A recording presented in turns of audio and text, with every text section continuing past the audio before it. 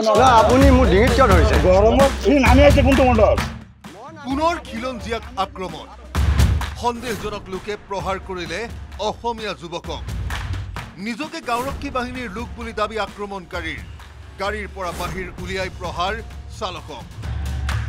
ঘটনাৰ অহা কামপুৰ সংযোগী পথৰ গুৱাহাটীৰ চন্দ্ৰপুৰৰ পৰা ঘৰুৱা সামগ্ৰী কঢ়িয়াই আনিছিল পল্লৱ দাস নামৰ যুৱকজনে। বৈঠালাঞ্চলৈ লৈ যোৱা হৈছিল সামগ্ৰীখিনি।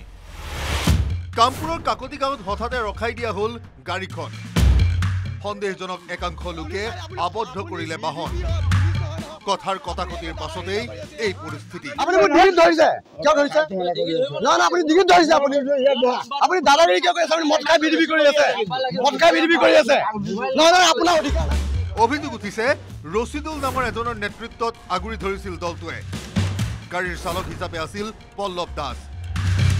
পল্লৱক ডিঙিত ধৰি বাহিৰলৈ উলিয়াই নিলে দলটোৱে। এজন মানুহে আপোনাৰ এনেকুৱা এখন ভিডিপিৰ ৰঙা চল এখন লৈ এনেকৈ আহি এইখন কি বুলি ক'লে পেলাই ঐ বুলি কৈ মোক একদম চোলা কলাৰ ধৰি ল'লে নহয়। ধৰি লোৱাৰ পিছতে মই বোলো আপুনি কি কৰিছে মোক এনেকৈ কিয় কৰিছে বুলি কয়।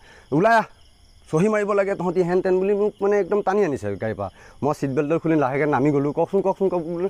সি লগে লগে মোৰ ডিঙিটো ধৰি এনেকৈ তল মূৰ কৰি লৈ পেলাই চহী মাৰ বুলি কয়। মই বোলো এইটোতো মোৰ লগত বহুত ডাঙৰ অন্যায় হৈছে। আপোনালোকে কি সুযোগ লৈছে মোৰ লগত? মই এনেকৈ ক'বলৈহে পালোঁ। তাৰপিছত নাই সি মোৰ একদম চোলাত ধৰি গোটেই মানুহ ঘেৰাও হৈ গ'ল।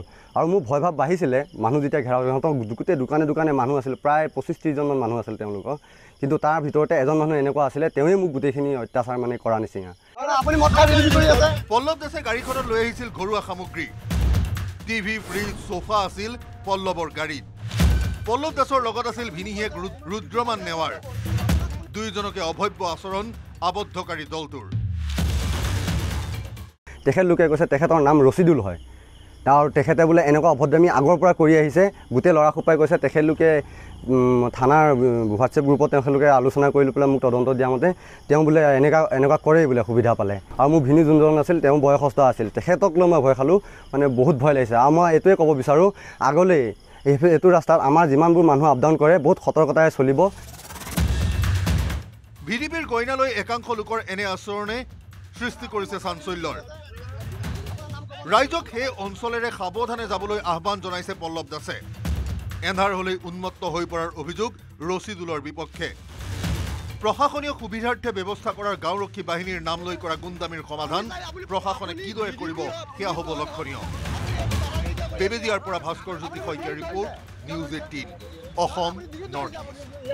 আপুনি দাদাগিৰি কিয় কৰি আছে? আপুনি মদ খাই বিডিবি কৰি আছে। মদ খাই বিডিবি কৰি আছে। নহয় আপোনাৰ অধিকাৰ নাই মোৰ ডিঙিত ধৰা।